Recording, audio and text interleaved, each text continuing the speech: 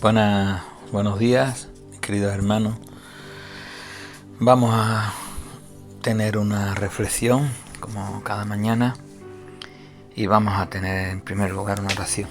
Dios mío, te doy gracias, Dios mío, por tu palabra, Señor, por poder abrirla, meditar en ella, y por poder comenzar el día, Señor, con tu palabra en el corazón, en nuestra mente, Señor, atesorándola, Dios mío. Ayúdame, Señor, ahora a exponerla, Señor. Ayúdame a poder sintetizar, Señor, lo que tú has puesto en mi corazón. Ayuda a mis hermanos, Señor, a comprenderla y, como te pido siempre, Señor, ayúdanos a todos, a mí, a ellos, Señor, a poder ponerla por obra, Señor. Sabemos que es difícil en este mundo, en esta sociedad, que a nuestra carne no le gusta, Señor, poner tu palabra por obra. Pero después de que lo hacemos, Señor, nos sentimos dichosos, Señor, de poder haber cumplido tu voluntad. Gracias, Señor. Ayúdanos en este tiempecito que vamos a estar contigo, reflexionando, Señor, en tu palabra. Que tu Espíritu Santo, Señor, se pasee con libertad por nuestras mentes y haga la obra, Señor, que tú le encomiendes. Gracias en el nombre de Jesucristo, tu Hijo. Amén. Muy bien, voy a intentar ser cortito, que va a ser difícil porque tengo mucho que compartir y va a ser difícil, ya digo, pero bueno, voy a intentar sintetizar lo máximo posible. Después, todo este tema, como voy a ir dando cita, pues los que queráis podéis apuntarlo y ya meditar vosotros sobre lo que yo estoy diciendo, ¿no? Y poder comprobar en la palabra que realmente es una interpretación correcta y la línea de pensamiento va unida a la línea que Dios nos marca, ¿no? En su palabra, a las máximas, como se suele decir, ¿no? Muy bien, yo sigo con el tema este, ya vamos acabando, quedará a lo mejor otro día más, pero sigo con el tema del seguimiento de Jesús. Me ha prácticamente obsesionado este tema, y cuando voy a la palabra tengo que confesar que me ha confrontado de tal manera que al final llego a la conclusión de que yo no estoy siguiendo a Jesús. El modelo que Jesús me ha mostrado no es el que yo estoy siguiendo. Yo leía hace poco, como mucho lo que estoy haciendo es socializarme, fijaros, en la iglesia, ¿no? Que es pues pasar desapercibido, ¿no? En la iglesia muchas veces lo que intentamos es pasar desapercibido. ¿Y cómo pasamos desapercibido? Igual que en la sociedad, al socializarnos, a los niños desde pequeñitos, lo que les enseñamos es una serie de costumbres que ellos aprendan para poder conducirse en la sociedad sin que tengan problemas. Cruzar por los semáforos,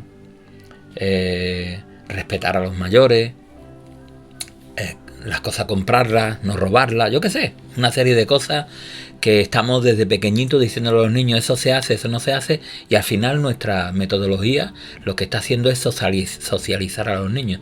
Bueno, pues nosotros en la iglesia lo que hacemos muchas veces es socializar a la gente, es decir, lee la palabra, ora, ven a los cultos, da tu diezmo, si hay un estudio apúntate. Yo descubrí el otro día un estudio que se está dando por las redes sociales, ¿no?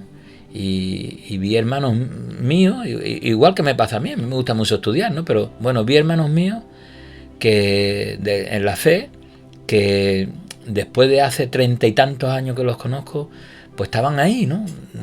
Dando estudios, recibiendo estudios, ¿no? Los estudios no voy a decir para lo que era, porque si no al final se va a descubrir qué estudios eran. Eran unos estudios que te daban una serie de clases teóricas para que tú después lo pusieras en práctica, ¿no? Y yo digo, para mí, después de 30 y tantos años, necesitamos estudiar cómo hacer algo, no sé, cómo testificar de Cristo, o cómo presentar razones de nuestra fe, o cómo orar, o cómo leer la palabra, o cómo, después de 30 y tantos años algunos en el Señor, todavía necesitamos, no, ¿sabéis qué ocurre? Que esas son las cosas que nos han enseñado que tenemos que hacer. ir a todos los estudios, los que más van a todos los estudios, a todas las actividades, a todas las reuniones, a todo lo que... Pero al final lo hablaba con el pastor de la iglesia donde me congrego el domingo pasado. Al final hay creyentes, los que más dan en las iglesias donde nos congregamos son los que van a todas las actividades, se apuntan a todo lo que se puedan apuntar. Evidentemente los hombres no se apuntan a reuniones de mujeres porque no los dejan, pero si no se apuntarían también. Es decir, van a todas las reuniones, pero ya está, van y crean una dependencia de las actividades de la iglesia, que todo lo que hacen, excepto personalmente que oren, lean un poco y demás, pero todo lo demás lo hacen en relación a una actividad de la iglesia. Y lo que le estamos enseñando es a socializarse con la iglesia a la que se pertenece, pero ya está. No estamos siguiendo a Jesús, porque en ningún momento Jesús nos enseña a socializarnos ni con la iglesia ni con la sociedad en la que vivimos. ¿De qué quiero hablaros en esta mañana? Después de esta pequeña introducción.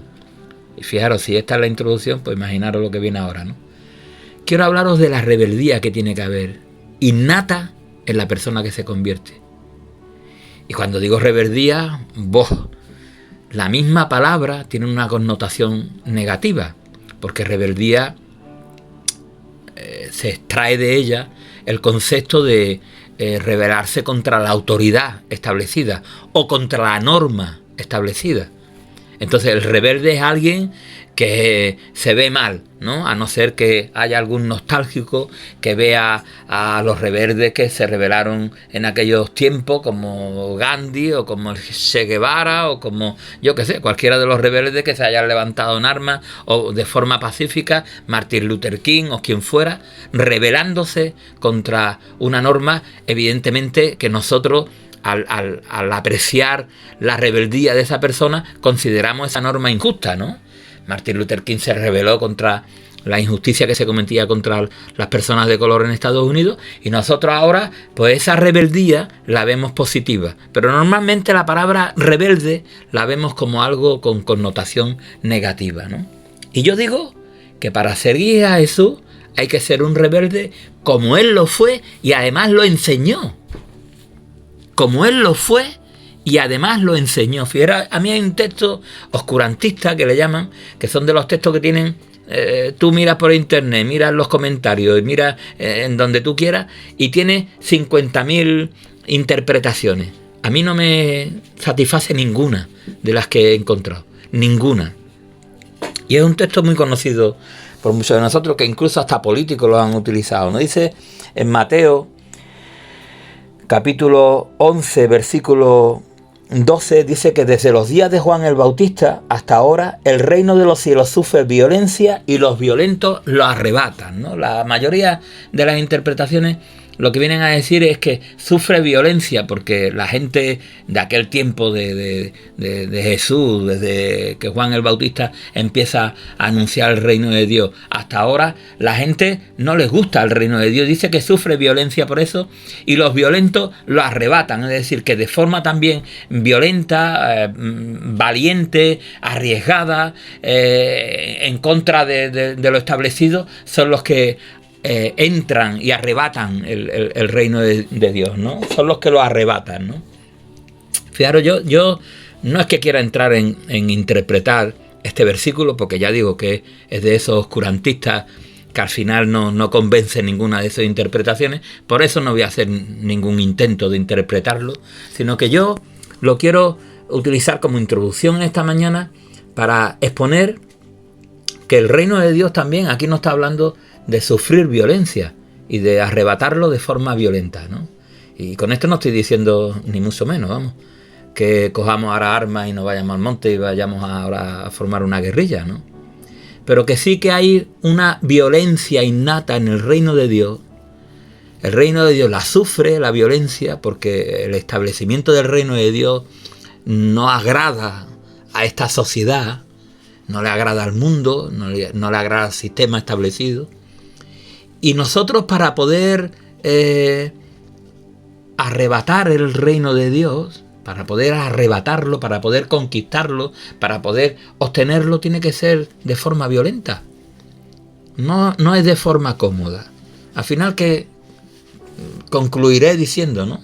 Pero ya adelanto la conclusión. Si tú no estás sufriendo ninguna violencia por el reino de Dios, tú no estás entre estos valientes que dicen, o entre estos que los arrebatan. Si tú estás viviendo una vida muy pacífica, si tú no tienes ninguna confrontación, si tú no tienes ningún problema por causa del Evangelio, yo te digo a ti que tú no eres seguidor de Jesús. ¿Qué me estás contando? Pues mira lo que dice la palabra. Dice en Mateo capítulo 23, cuando el Señor Jesús, en el Evangelio de Mateo, pues ya en el 21, nos habla en el capítulo 21 de Mateo de la entrada triunfal de Jesús en Jerusalén. El Señor entra y, como todos sabéis, lo quieren hacer rey allí. A renglón seguido, en el mismo capítulo 21, Jesús purifica el templo. Lo que hace es tirar, ya sabéis todo, ¿no? Tirar las mesas y decir mi casa es casa de oración y esto lo había hecho una cueva de ladrones. Fijaros lo primero que hace Jesús, que se complica la vida de una manera en el centro del poder establecido en Jerusalén, en Israel, en el templo, y toca la obtención de dinero que los sacerdotes llevaban por el tema del comercio que se hacía en la puerta del templo.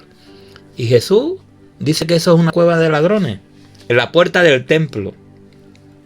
Jesús maldice la higuera estéril. Le preguntan, dice que llegan las autoridades, los ancianos del pueblo, que son los que representaban el poder, aunque estaban bajo el imperio romano, pero el poder político, y los sacerdotes, ¿no? Pero la cúpula de Jerusalén llegan y le dicen, ¿tú con qué autoridad haces estas cosas? Si tú, ¿quién te cree que eres para hacer esto? Lo confrontan, ¿no?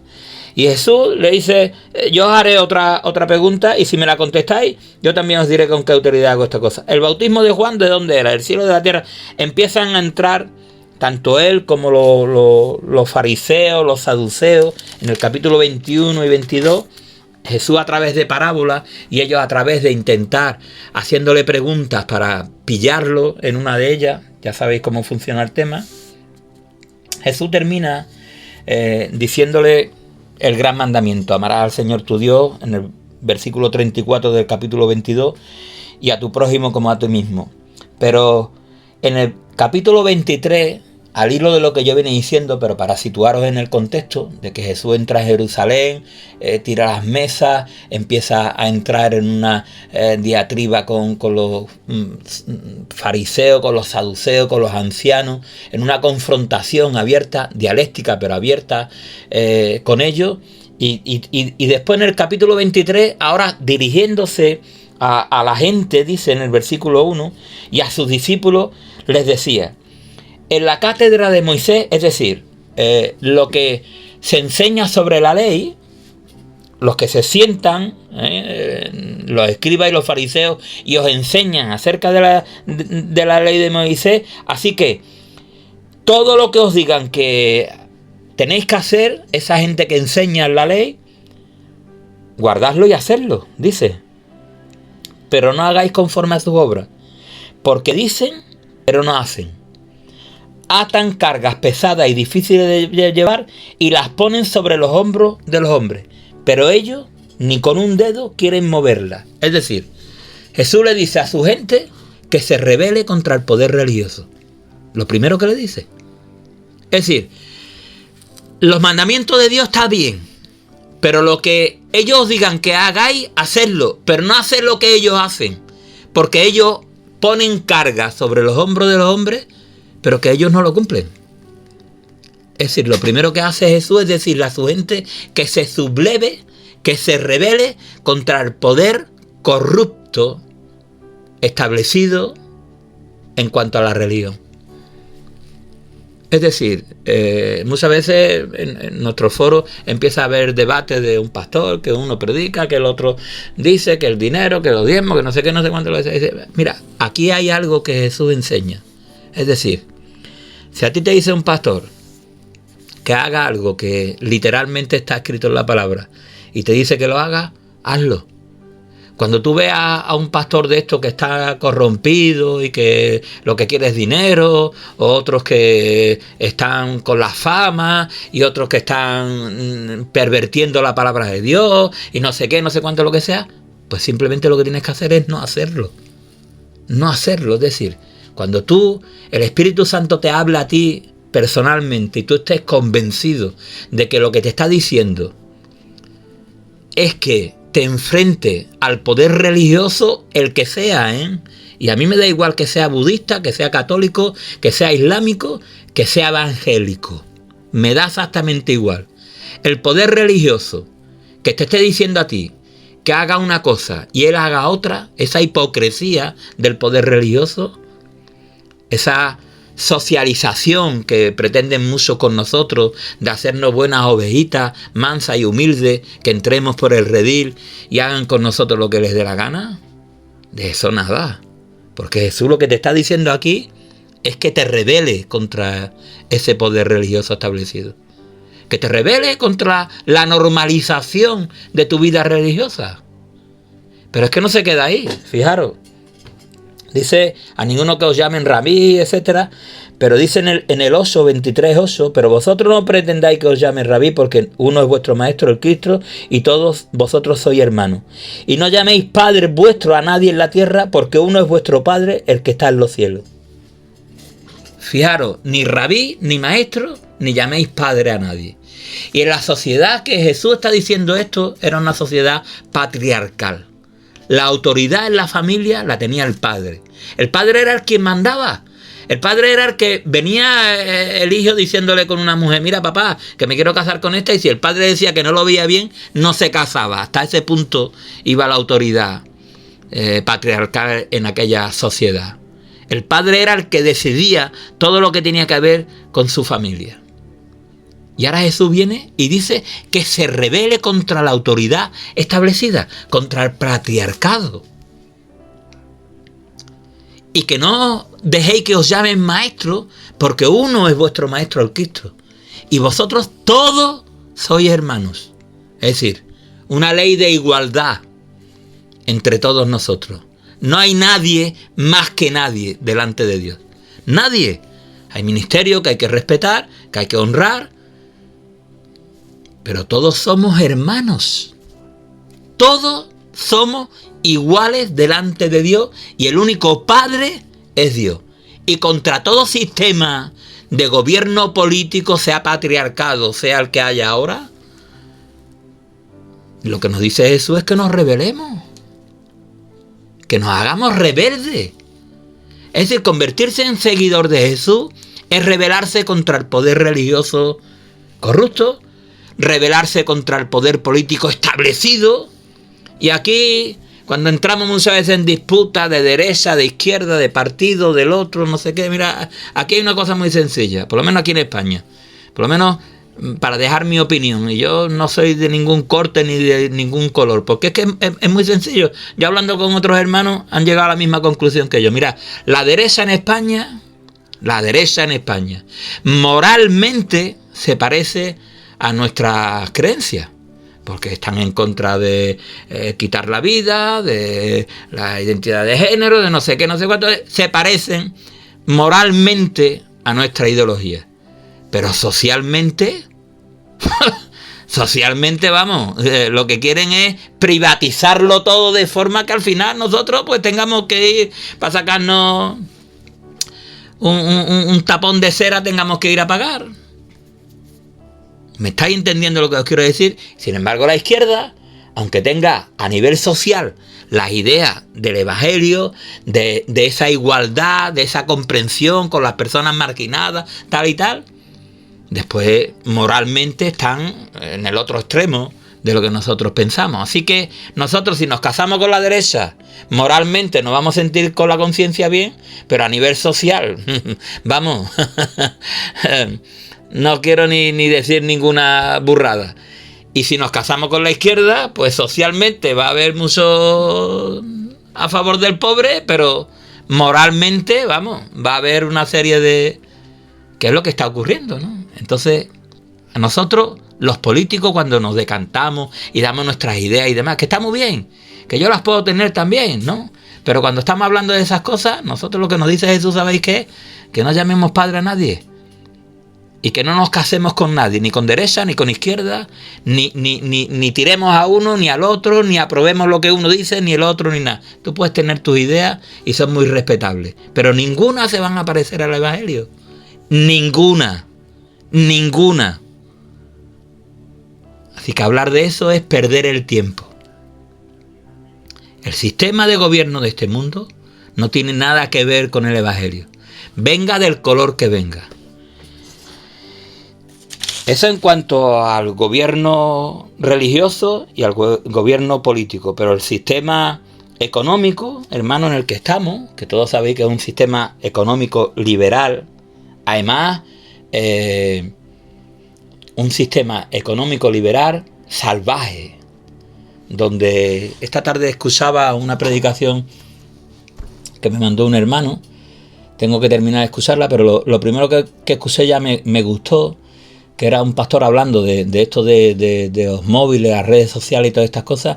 Y al final, aparentemente todas estas cosas han venido para facilitarnos la vida, y resulta que al final la compañía que hay detrás de todas estas redes sociales nos convierten en un objeto de consumo. Es decir, a ellos lo que les interesa de nosotros es que si entramos en Facebook, veamos los anuncios de Facebook, y si entramos en el WhatsApp o aquí, allí, no sé dónde, la cuestión es que nosotros consumamos el producto que ellos nos han vendido, ¿no? Y al final nos ven como consumidores. Y ya está. Nada más. Ese es el sistema económico que rige a nuestra sociedad.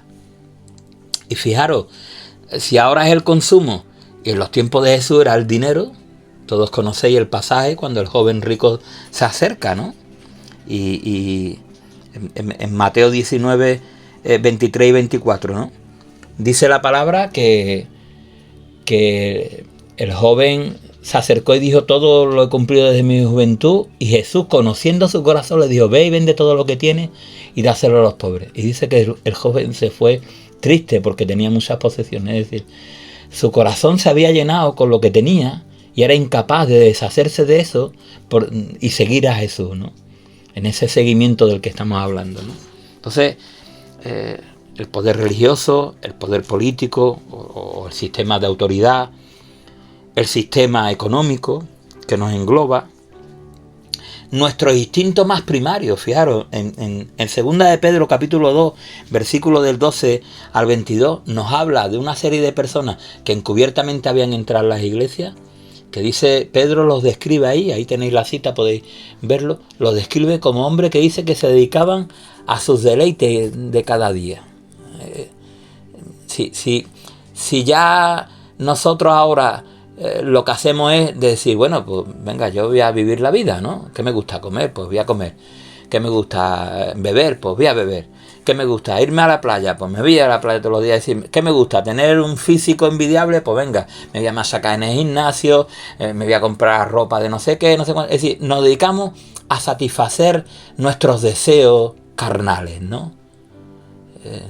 Pedro habla ahí de ello y dice, bueno, que mezclado con la iglesia, el destino que le espera a esta gente no vea cómo es, ¿me entiendes? ¿No? Porque incluso tratan de influir sobre otros, son de mal testimonio, para arrastrar con ellos a otras personas, ¿no? Así que Jesús, fíjate lo que le está diciendo, que te rebeles contra el poder religioso, contra el poder político, contra el sistema económico que rige tu sociedad, contra tus instintos carnales.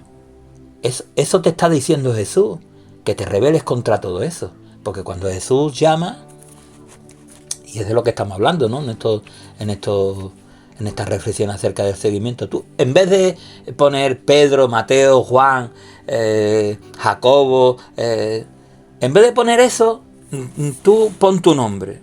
Jesús te llama a ti. Llama a Alcolita, llama al Candy, llama al Cenizo, al Rego, al Ferrer, al Antonio Montero, a Pedro, a Nenuco, al Vargas, llama a la Isma, a la Loli, a la Isabel, llama a todos nosotros, somos 80 o 90, con las mujeres más, no voy a decir aquí a todos, he dicho a algunos por ponerle nombre, pero tú mete tu nombre ahí. Jesús te llama a ti, como llamó a Pedro, como llamó a Juan. ¿Sabes lo primero que hicieron ellos? Y eran hombres establecidos, ¿eh? Tenían un negocio familiar, tenían barca, tenían jornaleros. Es decir, que eso no era un barquito y yo voy a pescar, no, para comer todos los días, no, tenían un negocio lucrativo, ¿vale? Y lo dejaron, dice, y lo siguieron, pero no por un tiempo y después volvieron. Yo estoy un tiempo sirviendo al Señor y después vuelvo aquí. No, lo dejaron todo y lo siguieron. Y nunca más regresaron a pescar, ¿eh? Nunca más regresaron a pescar, ya a vivir del pescado, ¿eh? Ya nunca más regresaron. Es decir, que fueron más pobres con Jesús. Y nosotros lo que queremos es ser más ricos. Nosotros cuando queremos al Señor, creemos en el Señor, lo que queremos es que el Señor nos bendiga. Señor, bendíceme con una casita, con un trabajo, que tenga dinerito, Señor. Esta tarde me decía un hermano sinceramente, decía, Señor, tú me conoces, dice que le dice al Señor, Señor, tú me conoces. Está en una tesitura ahora que no sabe si le van a quitar un dinero, va a cobrar menos o más, lo que sea. Señor, tú me conoces, tú sabes que a mí me gusta vivir bien. Pero bueno, si tú me quitas dinero, pues aceptaré lo que tú dices. Pero él era sincero, diciendo, tú sabes que a mí me gusta vivir bien. Y tener para mis caprichos. Ahora, si tú me quitas, pues oye, lo aceptaré. Pero él era sincero con el Señor, bueno, y aunque no lo sea, el Señor sabe su corazón, ¿no? Pero es sincero y es bonito también escuchar personas que sean sinceras a la hora de decirlo. Y nosotros muchas veces cuando nos convertimos lo que queremos es que nos vaya mejor, sobre todo nosotros, ¿no? Que hemos venido de un mundo donde prácticamente, vamos, no teníamos ni, con perdón de la palabra, ni mierda en las tripas, ¿no? Y ahora, cuando ya conocemos al Señor, lo que esperamos es que nos vaya mejor, cada vez mejor, cada vez más posesiones, más. Y yo personalmente, lo he hablado con algunos de los hermanos, no sé, cualquier día me vuelvo loco y lo regalo todo, lo doy todo y al final me hago más pobre que el más pobre de la tierra. Porque siento vergüenza de mí mismo, porque yo no estoy siguiendo a Jesús como estos apóstoles. Yo no estoy siguiendo a Jesús. Yo me estoy desposeyendo de lo que tengo, o al revés. Cuando está terminando mi vida, tengo más que nunca. Os quiero tener más que nunca. Y quiero comprar propiedades, quiero tener... ¿Esto qué es lo que es? Las instrucciones que le dio a los apóstoles, todos los conocemos. No voy a empezar a dar cita aquí. Como he dicho antes, voy a intentar de sintetizar. Las instrucciones que le dio, ¿qué es? No llevéis ni bolsa, ni bastón, nada. Nada. No llevéis nada. Sin preparación ninguna. Yo digo, me da un punto un día de voy a hacer el camino de Santiago y pienso en la mochila, en el saco de dormir, en una ropa de agua, en otra de calor, en mi botella, en mi termo, no sé qué, no sé cuánto. Me preparo yo y le dice el Señor que se vayan sin nada a predicar el Evangelio. Que donde encuentren un sitio donde haya paz, que reposen allí. Y si no hay paz, se vayan y sacudan el calzado de los pies. Esas son las instrucciones. ¿Y con quién lo enseñó el Señor a relacionarse? Con lo peorcito de la sociedad. Con los necesitados, que eran los peorcitos, pero los necesitados. ¿Quiso un día darle de comer a un montón de miles de personas? Todos lo sabemos, ¿no? Miles de personas. Y buscaron entre todos... Jolín, no vea cómo iban, iban preparados. Tenían un montón de carne, de peces, de panes, de todo tenían allí, dulce, encontraron unos cuantos de peces y unos cuantos de panes entre miles de personas. Pobre no, más pobre que las ratas. A eso los envió el Señor. Hoy en día, si te enviara a ti y a mí, ¿a quién nos enviaría? A los marginados, a los que están solos, en esa soledad no deseada, están en pobreza, no solo económica, sino hasta incluso social, donde no hay nadie que los escuche siquiera, que se siente con ellos, porque nuestro tiempo hoy en día es tan valioso que no somos capaces de sentarnos. A mí me cuesta trabajo escuchar hasta un tartajoso, hermano, fijaros lo que me ocurre, Me cuesta trabajo escuchar a una persona que se traba. Porque como si no se trabara, iría más rápido, me cuesta, pero es porque quiero ganarle tiempo al tiempo y termino sus frases y la persona yo veo como se pone al revés, se pone más nerviosa y le cuesta más trabajo hablar conmigo por la impaciencia que yo demuestro, cuando debería de tener en cuenta su problema y ser paciente y escucharlo y dejarlo que sea él el que entone su discurso como pueda y como quiera. Y no somos capaces de dar ni nuestro tiempo a las personas que lo necesitan. Un oído atento, una escucha activa, para que la persona al menos se desahogue con nosotros, que muchas veces es lo que necesitan, más que una cesta de alimentos. Pero yo creo que a esa gente, ¿no?, nos enviaría el Señor hoy, ¿sabes? Yo si tuviera que tomarle el pulso a la guerra, a los que estemos en guerra, ¿no?, yo no sé. Yo creo que estoy de esos soldados ya que pasan a la reserva, pues de eso, ¿no? En algún tiempo puede ser que estuviera de guerra, pero yo ahora no creo que esté. ¿Por qué? Porque si tuviera que tomarle el pulso a la guerra, aquí en la palabra se lo toma Jesús, ¿eh? Al mandarlo, le está diciendo cómo se toma el pulso a la guerra, ¿no? Cuando un país está en conflicto y los periodistas nos mandan el pulso de la guerra, lo que nos manda es lo que está aconteciendo, lo que se está viviendo allí. Fijaros el pulso que le toma eso a la guerra. Le dice a sus discípulos en el capítulo 10 y versículo 16 de Mateo que los envía como ¿qué? Como ovejas en medio de lobo. ¿Nosotros somos ovejas en medio de lobo? ¿O somos rinocerontes de eso, y búfalos y leones? ¿Nosotros somos ovejas? ¿A nosotros nos ven como ovejas en medio de lobos? No creo yo que nos vean como ovejas en medio de lobos, ¿eh? Le dice Jesús que teman, que lo que realmente tienen que temer, en el capítulo 10, versículo 28, es al que mata el alma, no a los que matan el cuerpo. En esa guerra, en los que muchos de ellos morirían, y Jesús lo sabía. No, si nos dijera, a mí me han contado testimonios, ¿no?, hermanos, en los tiempos de Franco en el ejército, de decirle un sargento a un soldado evangélico protestante, entra en misa, y el otro negarse y decirle que te pega un tiro como no entre, y el otro decirle, pues dame un tiro. Yo no sé hasta qué punto, no sé, nosotros en un arranque de valentía quizás seríamos capaces de entregar puntualmente en ese momento nuestra vida por confesar a Cristo y no negarlo, ¿no?, entrando a misa, ¿no? Pero después, en el día a día, en ese sacrificio de mi vida por Jesús, yo estoy entregando mi vida. Yo estoy más preocupado del que puede matar mi alma que los que pueden destruir mi cuerpo o acabar pasando hambre o necesidad o cualquier cosa de esa. Ese pulso de la guerra, yo no tengo esa guerra. En mí no está esa guerra, ¿no? No me considero una abeja en medio del lobo, no me considero una persona que esté sacrificando su vida o con su vida amenazada, ¿no? Como hace poco tengo el folleto ese de las oraciones que se hace de THC en el mundo entero y te van diciendo ahora en China están controlando a los pastores que entran a predicar, y hay incluso un distrito donde están anotados, registrados todos los creyentes que van al culto. Es decir, hay una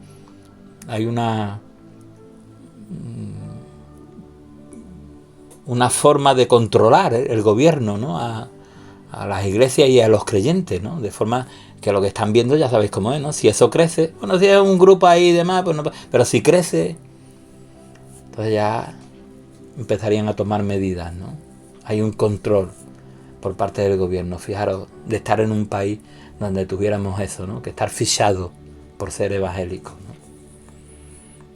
Habéis visto el vídeo ese, ¿no?, de un pastor que va a China y después predicando dice que en una reunión le decía a ellos que le pedían que orara para que su país, China, fuera como Estados Unidos, donde se podía predicar libremente y demás. Y le decía al pastor, no, yo voy a pedir no para que mi país, Estados Unidos, se convierta en China, ¿no?, el gobierno, ¿no?, pero para que en mi país los creyentes sean como ustedes, que son capaces de venir haciéndose kilómetros y kilómetros y horas para asistir a esta reunión, de dormir en el suelo para estar en esta reunión, de saber que son controlados, perseguidos, fichados, hasta encarcelados por expresar la fe en Cristo. Yo no voy a pedir que mis hermanos chinos tengan las mismas libertades que nosotros, que sí, eso sí, pero que mis hermanos en el primer mundo se parezcan a mis hermanos chinos, perseguidos, o a cualquiera otra de los hermanos que están siendo perseguidos por cualquier lado del mundo, eso sí. Y por último, hermano, dice que Jesús en el capítulo 10 de Mateo, versículo 34, dice que Él vino a traer espada, no paz. Vino a traer espada. Padre contra hijo, hermano contra hermana. Yo no sé si vosotros habéis tenido conflicto por familiares, ¿no? El que lo haya tenido, yo no voy a contar ahora nada mío aquí, sino el que lo haya tenido sabe lo que es el tener un conflicto por tu fe, ¿no? El que el otro día hablaba con un hermano, me contaba de que toda su familia era católica, capillita, y eso de meterse evangélico, ¡buah!, le sentó a todos que no vean, ¿no? Y yo hace poco tuve una confrontación por el Facebook con un católico, y yo dije, se acabó, yo no entro más en este juego. ¿Por qué? Porque eso es espada, es traer espada, porque te entran ganas hasta de matar a las personas. Es decir, que esto eso es la guerra. Y eso es lo que Jesús nos dice, que nos tenemos que rebelar contra lo establecido si queremos ser sus discípulos y si queremos seguirlo. Y yo, cuando veo este tipo de seguimiento en la palabra, yo digo, ¿yo en qué me parezco? No a Jesús, sino ni a sus discípulos. Y si a mí Jesús me dijera, como le decía a sus discípulos, ven y sígueme, y vete de esta manera, y termina de esa manera como terminaron ellos, yo sería capaz de ser discípulo de Jesús. Yo no sé tú, eres muchísimo mejor que yo para esto, pero yo no estoy, vamos. Dice Juan el Bautista que no era digno de desatar la correa del calzado. Yo no le llego ni a Juan el Bautista a la suela del zapato, contra más a Jesús. Yo quiero que tú pienses en esto que hablas en esta mañana. Y no solamente que pienses, porque esto lo que ocurre, sabéis qué es, ¿no? Que pensamos hoy, y como mañana viene otra cosa, bueno, y porque yo he tomado la decisión de solamente escuchar los devocionales que damos nosotros, porque a mí me mandan 50.000 devocionales. Si yo los escuchara todos, pues yo no sé, yo no tendría tiempo en una vida para poder poner por obra todo lo que me mandan que yo escuche y haga. Entonces, escucho un devocional, escucho una predicación, es decir, y voy como la hormiguita intentando poner por obra lo que se me dice. Pero ni nosotros mismos, mañana vamos a escuchar, o esta noche vamos a escuchar otra meditación, y mañana vamos a escuchar otro devocional. Y ya desde hoy no nos acordamos. De eso de rebelarnos. Es decir, nosotros tendríamos que ser un problema en nuestra iglesia, hermano. Un problema en nuestra iglesia. No porque nos rebelamos contra el pastor, sino porque si siguiéramos a Jesús, seríamos un problema para nuestra iglesia. Si realmente mostráramos el seguimiento de Jesús que se nos dice en la palabra, hiciéramos lo mismo que hizo Jesús en su tiempo, nosotros seríamos un problema para nuestra iglesia. Seríamos un grano, no voy a decir dónde, del pastor. Seríamos una sinita en el zapato, porque no les gustaría lo que estábamos haciendo. Si nosotros hiciéramos lo que hizo Jesús, nosotros, incluso con el poder establecido, o nos saldríamos fuera de ese poder y pasaríamos de elecciones, de partidos y de sindicatos y de instituciones, de ayuntamientos y de parroquias y de todo lo que tenga que ver con el poder establecido, iríamos a nuestra bola, o nos enfrentaríamos a ellos, o ellos a nosotros, como hicieron con Jesús, que Jesús no fue a buscarlo, sino vinieron ellos a buscarlo para enfrentarse con él, porque les incomodaba eso. Les sonrojara que hubiera gente que sin ningún interés apreciable se dedicara a hacer lo que ellos no hacían, a cumplir con lo que ellos no cumplían. Y en tercer lugar, en tu ámbito más cercano, en tu familia, con los tuyos, tú tendrías que ser una persona que traerías espadas a tu círculo más cercano. No paz, sino espada. Porque tu forma de vida, tu forma de lo que tú hablas y todo lo que tú digas, eso tendría que hacer mella en los corazones de las personas que estuvieran cerca de ti. Bueno, no sé lo corto que he podido ser. He intentado sintetizarlo al máximo. Y nada, que Dios nos ayude, hermano. Que el Señor os bendiga.